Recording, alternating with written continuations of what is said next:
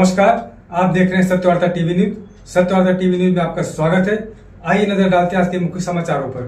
राष्ट्रवादी Congress party शरद चंद्र पवार पक्ष के असंगठित कामगार विभाग महाराष्ट्र प्रदेश कार्याध्यक्ष गयासुद्दीन अंसारी ने पत्रकार परिषद के माध्यम से महाविकास आघाड़ी के सभी उम्मीदवारों को जिताने के लिए असंगठित कामगारों को अपील करते हुए बताया कि असंगठित कामगार कौन कौन से हैं, उन्हें महाविकास आघाड़ी के उम्मीदवारों को जिताने से क्या फायदा मिलेगा। और अधिक जानकारी देते हुए गयासुद्दीन अंसारी साथ ही महाराष्ट्र प्रदेश असंगठित कामगार उपाध्यक्ष नाना पाटिल ने क्या कहा, आइए देखते हैं इस खबर में।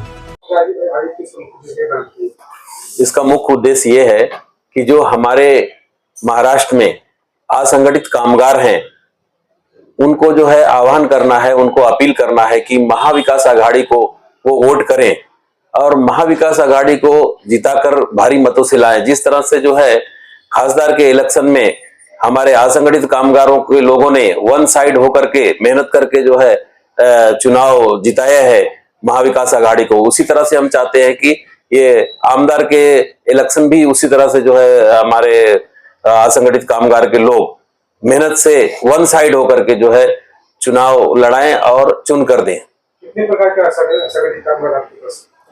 असंगठित कामगार केंद्र सरकार ने 340 कैटेगरी में रखा हुआ है। असंगठित क्षेत्र के कामगार देश के आर्थिक व्यवस्था के मुख्य भाग हैं, इसलिए केंद्र सरकार ने इनके सामाजिक सुरक्षा के लिए 2008 अधिनियम के तहत इन लोगों को विशेष दर्जा दिया और 340 कैटेगरी में इन्हें जो है दर्ज किया। जैसे देश के मुख्य असंगठित कामगार शेतकरी हैं, खेती बाड़ी करने वाले लोग हैं, किसान हैं और किसानी से संबंधित जितने भी यंत्र बनते हैं और जो भी जिस तरह की भी किसानी होती है वो सारे के सारे असंगठित कामगार हैं। और उसके बाद जो है भिवंडी शहर और महाराष्ट्र में पावरलूम है। पावरलूम चलाने वाले जो वर्कर्स हैं, जो कामगार हैं, वो असंगठित कामगार हैं। और वारपिन चलाने वाले,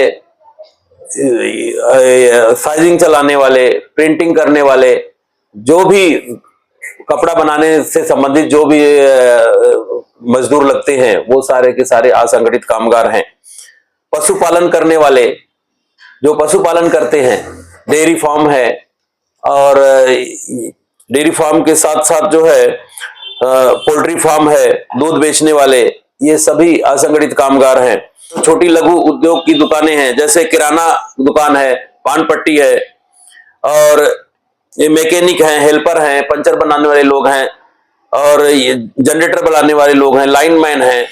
हाँ, सभी रिपेयर करने वाले जो छोटी छोटी दुकानों पे रिपेयर करते हैं वो सभी असंगठित कामगार हैं। Social media, print media, electronic media, ये असंगठित कामगार हैं। सैलून में आ जाइए आप, बार्बर, ब्यूटी पार्लर, ये सब करने वाले, मेहंदी लगाने वाले, ये असंगठित कामगार हैं। मनोरंजन में आप आ जाएं तो बैंड बजाने वाले, टीवी ऑपरेटर, सर्कस में काम करने वाले, डांसर, जादूगर, राइटर, सिंगर, सभी असंगठित कामगार हैं। इस तरह से दोस्तों सेंट्रल गवर्नमेंट ने हमें 340 कैटेगरी में रखा हुआ है और असंगठित कामगार की जनसंख्या 92% है। अब असंगठित कामगार जो हमारा कामगार है, जिसका नेतृत्व हम करते हैं, उनके लिए किसी भी वक्त फोन आता है, कहीं से भी आता है, पूरे महाराष्ट्र से कहीं से भी आता है, हम उसको फॉलो करते हैं और उनको मदद पहुंचाने की कोशिश करते हैं और नजदीक में रहता है तो स्वतः हम जाकर उसको मदद पहुंचाते हैं। इसलिए ये मैं आज जो ये प्रेस कॉन्फ्रेंस रखा हुआ है, मैं अपने असंगठित सभी कामगारों से, पूरे महाराष्ट्र के कामगारों से मैं ये अपील करना चाहता हूं, ये आह्वान करना चाहता हूं कि अगर आप लोगों ने एकजुट होकर के महाविकास आघाड़ी को वोट करते हैं और महाविकास आघाड़ी जीत कर आती है तो जो ये लॉलीपॉप लाडकी बहना का 1500 आ रहा था और अब नहीं आ रहा है, ऐसा हमारे साथ नहीं होगा दोस्तों। हमारी बहनों, आपको 3000 रुपए हर महीना आपको जो है आपके अकाउंट में आएगा और बहुत सारे मजदूरों के लिए अनेक सुविधाएं जो है हमारे सम्मानीय शरद पवार जी ने जो है बताया है कि बहुत सारी कामगारों की सुविधा जो है मिलने वाली है। जैसे आपके जिस शहर में रह रहे हैं, इस शहर में जो है आपको मूलभूत सेवाएं भी नहीं मिल पा रही हैं। जैसे आपको कामगारों के लिए कोई हॉस्पिटल नहीं है, कामगारों की शिक्षा, उच्च शिक्षा के लिए कोई कॉलेज नहीं है, स्कूल नहीं है, उनको यहां से ट्रांसपोर्टिंग करने के लिए, बाहर निकलने के लिए भिवंडी से टू मच ट्रैफिक है, ना वो बाहर निकल नहीं सकते हैं, उनको ट्रांसपोर्टिंग के लिए जो है हमारी सरकार अच्छी से अच्छी सुविधा देने वाली है। तो सभी लोगों से, अपने असंगठित कामगारों से मेरी बार बार अपील है कि आप सभी लोग महाविकास आघाड़ी को वोट दें। महाविकास आघाड़ी में राष्ट्रवादी कांग्रेस पार्टी, जिसका निशान है तुतारी, उस पे भारी मतों से वोट करें और हमारे कामगार एकजुट होकर वोट करें। जिस तरह से इन लोगों ने खासदार के इलेक्शन में वोट किया और हमें कामयाबी मिली, उसी तरह से जो है एकजुट होकर के जो है राष्ट्रवादी कांग्रेस पार्टी तुतारी के निशान पे वोट करें। उसके बाद आप आ जाइए, महाविकास आघाड़ी में कांग्रेस है, कांग्रेस के पंजे पे वोट कीजिए। उसके बाद आप उद्धव ठाकरे जी की शिवसेना, जिसकी निशानी मशाल है, उस मशाल को वोट कीजिए। उसके बाद आप आ जाइए समाजवादी पार्टी, आप अबू हाशिम आजमी के हाथ को मजबूत करते हुए आप साइकिल पर वोट कीजिए। महाविकास आघाड़ी को हमारे मजदूर भाइयों से निवेदन है कि आप चुनकर लाइए और आपको मूलभूत सेवाएं आसानी से अवेलेबल होगी। और ये सूट बूट की सरकार आप हटा दीजिए।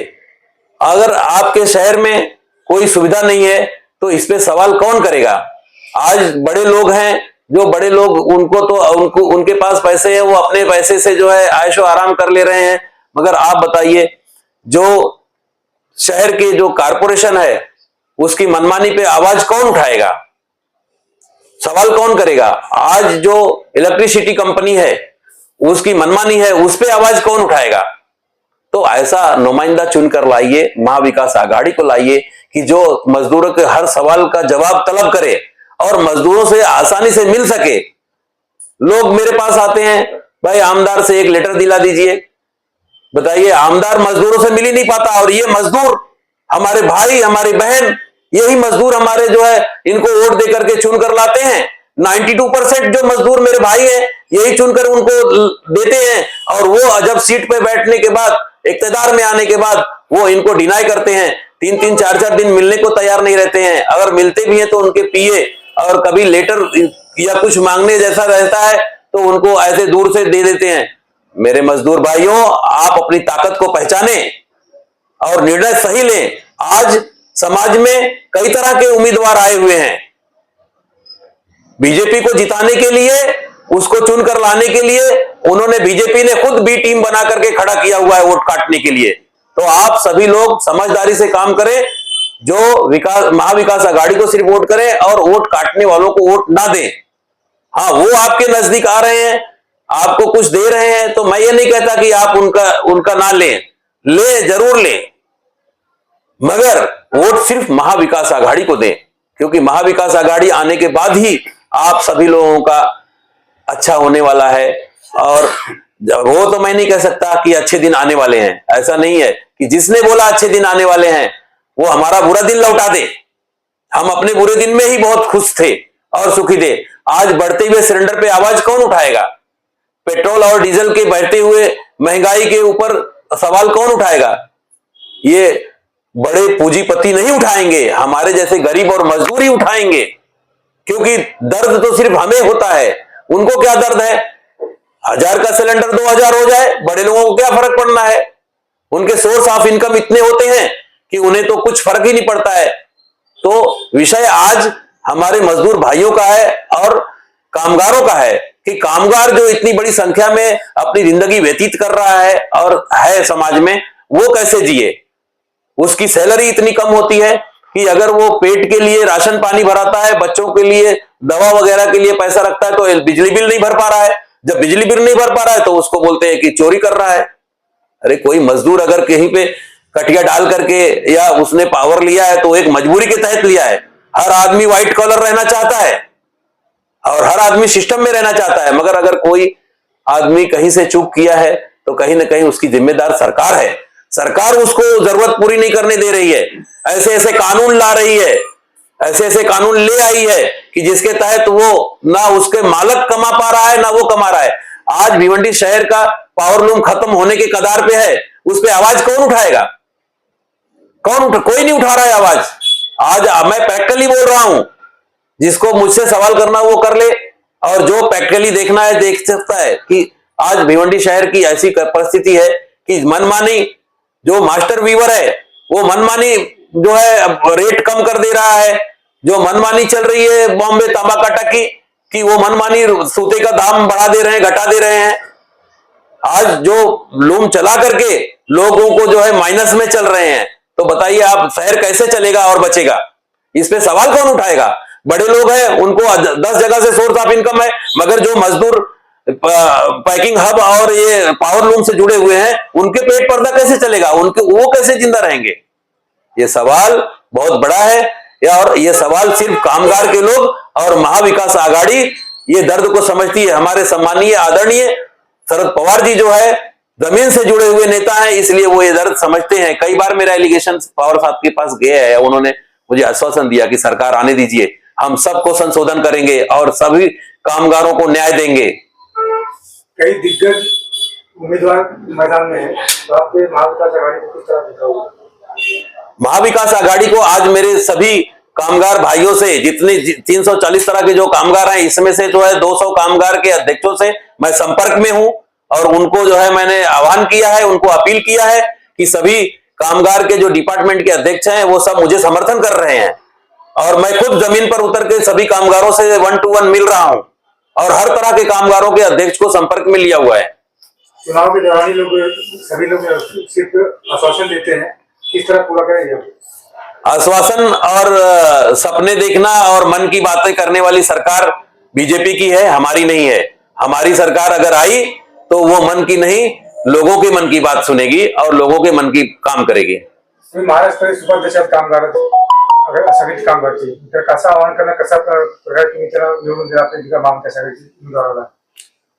ज्याप्रमाणे मागचं खासदारकीचं इलेक्शन झालं त्याप्रमाणे आम्ही बीजेपी पार्टी एवढी मजबूत असून सुद्धा आम्ही